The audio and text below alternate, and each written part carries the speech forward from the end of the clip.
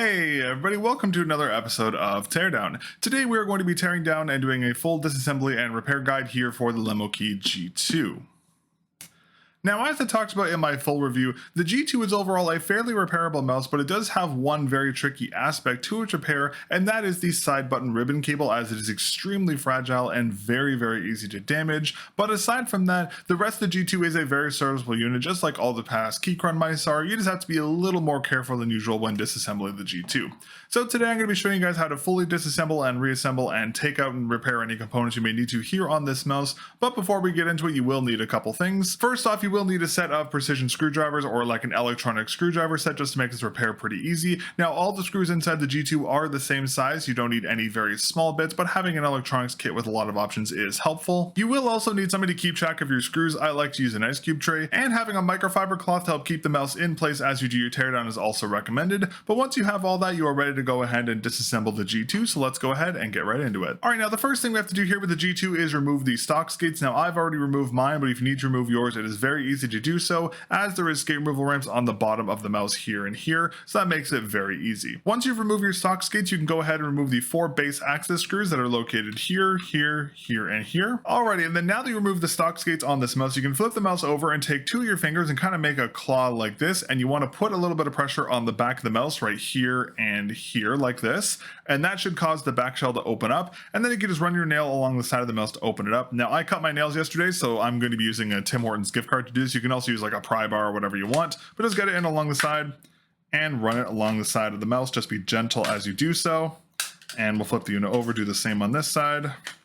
Perfect, there we go. And then once all the clamps are off, the shell will come apart like this. Now, as I mentioned earlier, this ribbon cable is extremely fragile, so you need to be very careful doing this. The best way I found to kind of go around this is to move the shells roughly like this, where you want to put the base shell into the top shell, kind of like this, where it kind of makes like a bit of a corner. You want to take your fingernails and pull up on the corners of this connector here, which can be a little tricky.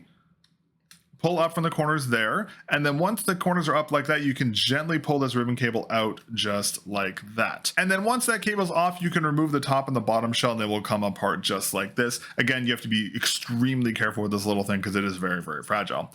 So first off, what we're going to do is we're going to go ahead and put the base off to the side for now, and let's focus on this top shell next. Now, the top shell is pretty straightforward. There isn't too much going on here. First thing we can do is we can remove the side button PCB, so we can remove a screw from here, here, and here. And then once the screws are out, we can remove the board. Now, a quick little thing I wanted to mention, this is why the G2 shell feels so rigid. As you can see, this PCB goes off across the side and meets into that little corner right there. This is partially why the shell feels so rigid on this mouse, which is nice to see. Kind of similar to what the Sora V2 with its side button implementation, just a little different here.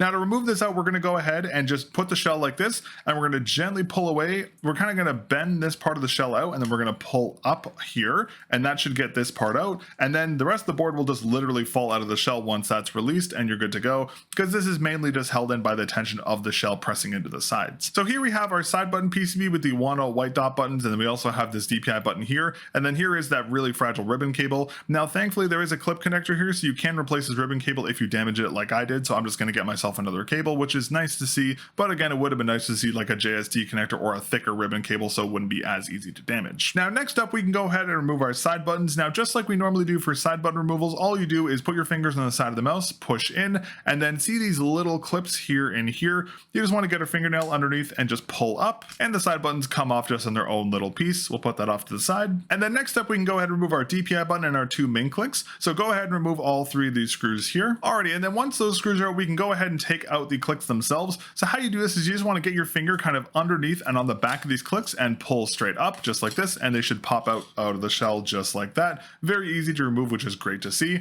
We'll put those off to the side, and then we can also remove this DPI button, which is going to be a similar procedure. It's a little harder to get your finger under this. You may need to take a screwdriver and just gently pull up from the bottom of the shell, which again can be quite tricky, but with a little bit of pressure you can get it off, and the DPI button comes off like this. Again, I do kind of wish this DPI button was removed as a whole because it doesn't really make a lot of sense on a more gaming focused mouse like the Lemokey G2, but it is what it is. Alrighty, and then with the side clicks, the main clicks, and the DPI button removed, we can get a good look at the shell design here. Overall, a pretty standard looking shell. One great attention to detail that I wouldn't expect from Lemokey though, is that there is actually some foam padding underneath the click standoffs, which is a really nice thing to see. That makes the clicks feel a little softer when they rebound back and prevents an annoying like clacky sound whenever the plastic hits against each other. So that's a great attention to detail to see here on the G2. But that's pretty much everything for the top shell, so I'll go put that off to the side for now, and now we can focus on the base next. All right, now the base here in the G2 is pretty straightforward. There's not too much going on here. It's rather tricky, which is nice to see. First off, we can go ahead and disconnect our battery. So we're just going to get our fingernails off the side of this JST connector, and we'll pull straight up, and that will disconnect the battery.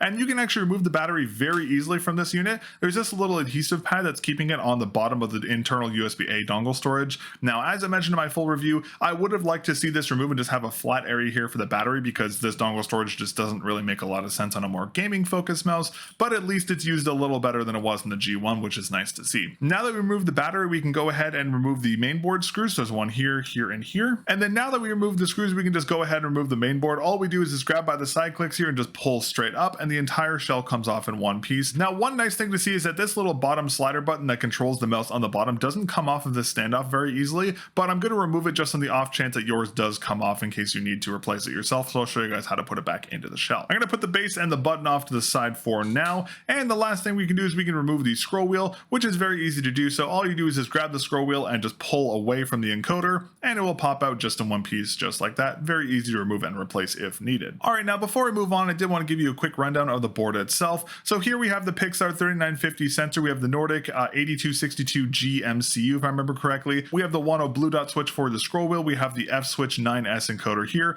and we have our 10 blue shell pink dot switches for the main buttons here and here. All right, and next up, let's go ahead and weigh all the components here for the G2. So firstly, we have the top shell with everything removed, and that is weighing in around 12.52 grams. We have the base shell here with USB-A dongle storage and cover installed, the nose skate and the bottom button here, which combined weigh in around 9.6 grams. We have the two main clicks, which weigh in around 4.6 grams. We have our DPI button, which weighs in at around 0.53 grams. We have our side buttons that weigh in around 0.83 grams. We have our side button PCB and ribbon cable, which weighs in around 3.22 grams. We have our 300 milliamp hour battery with the foam and adhesive pad, which weighs in around 6.69 grams. We have our scroll wheel, which weighs in at around 1.33 grams. We have our main board, which weighs in at around 10.74 grams. And all the miscellaneous screws for the G2 weighs in at around 1.40 grams. All right, now that we've disassembled and weighed all the components of the G2, let's go ahead and start our reassembly process. All right, let's go ahead and start our reassembly process, first starting off with the main board. Alrighty, so the first part of our reassembly process is going to be putting back in the scroll wheel. Now this is very easy. All you do is just take the smaller end of the scroll wheel like this, and you want to put it into this hole of the encoder there. So just drop it in and just gently shimmy it in. Now keep in mind, you do want to leave a little bit of space on the side of the encoder just like that, because this scroll wheel has to sit in on these standoffs here on the main board. So if you put it too far in or too far out, it won't sit properly. So just keep that in mind. Now next up, we can flip the unit over, and we want to go ahead and put back on our little base button. Now I highly doubt this is going to fall off, but in case it does, I'll show you guys how to put it back on. So how you want to do this is you want to orient this where this tiny little button here is facing inwards like this. So it should go onto the unit like that. It does not go onto the unit like this. If you put it on like this, it will not fit into the base, so don't do this. You want to make sure it's oriented just like this. All right, and then now that we've gotten that on, we can go ahead and put the main board back into the base shell. So how we're going to do this is we're basically just going to drop the board straight on here, lining up the board with the standoffs here with the scroll wheel. So I'll try and pick it up to show you guys how to do this. You just want to kind of drop it on just like that. Now, what may happen is you may notice the board doesn't go down all the way towards the front, and that's because there's not enough room up here at the encoder. So just kind of shimmy this wheel up or down just to make sure it makes proper contact. Once it does make proper contact, you'll tell because the plastic of the base here is flush with the board. That's how you want it to look. If the wheel is too far to the left or right, it won't even go down. So just make sure you shimmy this around a little bit so it makes proper contact. And then also double check the back here to make sure this is making proper contact as well. Sometimes it will float up a little bit. Just put a little weight on the top and it should go like that. Now, before you move on, I recommend taking a finger, holding onto the main board and flipping the unit over and just making sure this bottom button still works. If for whatever reason this isn't oriented properly, just again, flip it, take the board out and flip it over, but it should go in correctly the first time. Alrighty, and then once you've verified that the scroll wheel is in properly, the board is sitting flat, and the bottom control slider is still functional, we can go ahead and put back in our base screws. There's one here, here, and here. Alrighty, and then once that's done, that's pretty much everything we're going to do for the base shell right now. We're not going to put the battery in just yet, but I'll tell you why in a little bit. So we're going to put this off to the side for now, and now we can focus on the top shell. Alright, now the first thing we're going to do with the base is we're going to go ahead and put in our DPI button. This is going to be pretty easy. All you want to do is just kind of put it over this hole here here, just like this. You can just put a finger here, verify it went on the right side here, and then you just want to press down on these standoffs on the bottom of the board right here and here, and that will anchor in your little DPI button at the top of the mouse. Next up, we can go ahead and put back in our main clicks. This is going to be pretty easy, pretty similar to how we've done it on a lot of previous main clicks. What you want to do is you want to put the click into the bottom of the mouse like this, flip it up towards the front of the mouse like this, and then what you want to do is see that little black piece right here, the little black piece that I'm moving around. You want that to sit over that little foam pad there. So you want to push it in, up, and then push down. Once it's over, take your finger, press down here, and that'll anchor the main click into place. We'll do the same thing for this one.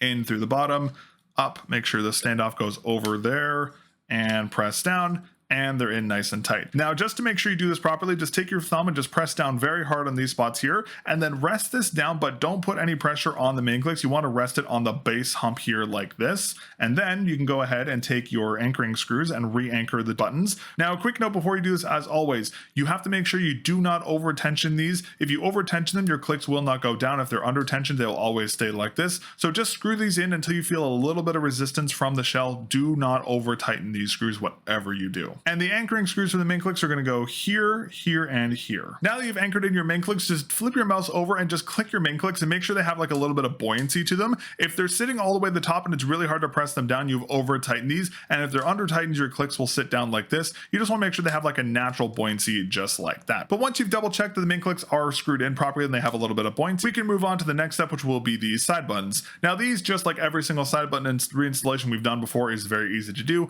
All we're going to do is just roughly line them up into the side of the shell like this, and you want to put these little clips onto the corners just like that, and just like that, and then just press the side clicks into the side of the mouse, and your side clicks are reinstalled nice and easy. And then lastly, we're going to go ahead and re-put in our side button PCB here. So this is going to be a little tricky to do because it does have a bit of an odd spot it goes in. So what you want to do is you want to put the board in roughly like this and just kind of line it up with its standoffs as best as you can. And then you may need to pull out from the side of the shell to get this part in, but for me it just went in naturally, which is great to see. Once it's lined up, just press down on the individual parts of this just to make sure it sits flat. You want to kind of press it into the standoffs just like that. And then once that's done, you can go ahead and put in your anchoring screws that go here, here, and here. And then once that's done, that's everything for the top shell. Now let's go ahead and talk about how we're going to put this back onto the base without damaging these side buttons. Now the ribbon cable here is very weird because the ribbon cable doesn't go straight, it actually twists during the install. So it goes in like this, which is kind of weird. I don't know why they did that, but it is what it is. So what has to happen is you basically need to figure out a way to get this ribbon cable into this connector without damaging it. Now this is why we didn't put the battery in, because if you put the battery in, it makes this really hard to do because it's very, very tiny and there's not a lot of room to work around here. So that's why we left the battery out.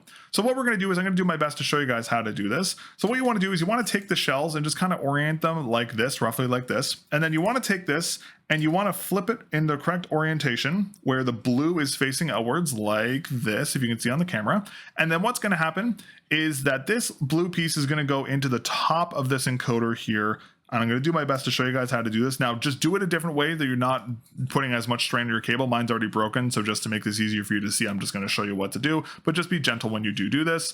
So what you're going to do is you're going to go ahead and you just want to gently line them up into the shell like this, and you just want to gently put it into the shell. Now, what will probably happen is you will probably lift up this barrier here, which will cause it to prevent it from going in.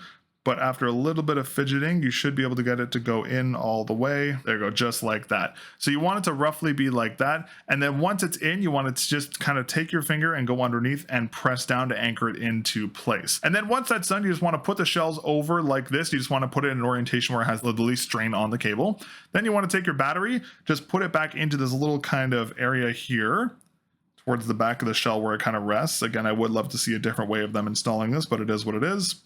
Just kind of place it back into place, and then you want to take this JST connector and just put it back into its connector and just reconnect that there. All right, then next up, what I'd recommend doing is I'd recommend flicking your unit on and verifying all the functions of this mouse are still working. So verify your scroll wheel works, your main clicks, the sensor, everything else, and also, of course, triple verify that your side buttons are still functioning. If your side buttons don't work, reseed this ribbon cable. I'd recommend you take the battery out to do so just to make it easier. Make sure this is all the way in because this connector is very difficult to get it actually all the way in. It's very tricky. That's why I don't really like these ribbon cables. It's much better if it's a JST connector like this. But if your your side buttons don't work, reseed this cable. If that doesn't fix it, it's most likely the ribbon cable has probably been damaged. And again, I don't even know how I damaged mine when I did this the first time.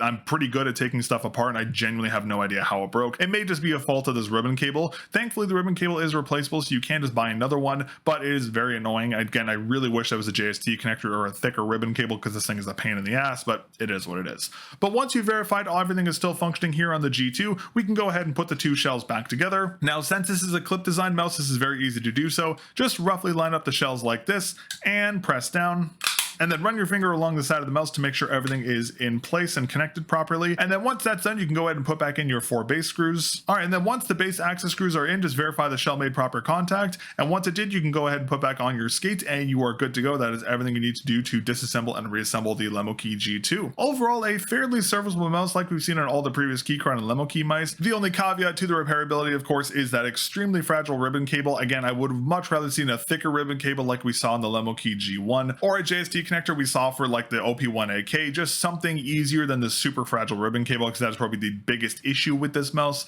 But aside from the ribbon cable, it is overall a very serviceable mouse, as all Keychron and Lemokey mice have been, which is great to see. All right, well, with that, that's everything for today's episode of Teardown, focusing on the Lemokey G2. Thank you very much to our channel members, Yuki89, Prince, It Was Luck, and Lunaris. Thank you very much for your support. If you'd like to become a member and support what I'm doing here on the channel with the in-depth reviews and, of course, the Teardown project, you can become a member here on YouTube for only $2 Canadian. That is the best way to support the channel, and thank you very much in advance for your support. You can also support the channel by using code MELON with a 0 over at Lethal Gaming Gear, Met Keys, TJ Exclusives, and Potent Gaming, as well as a couple other retailers, to save yourself some money on your orders and helps directly support the channel. But that's everything for today's episode of Teardown. Thank you very much for watching, and I'll catch you all in the next episode. Peace.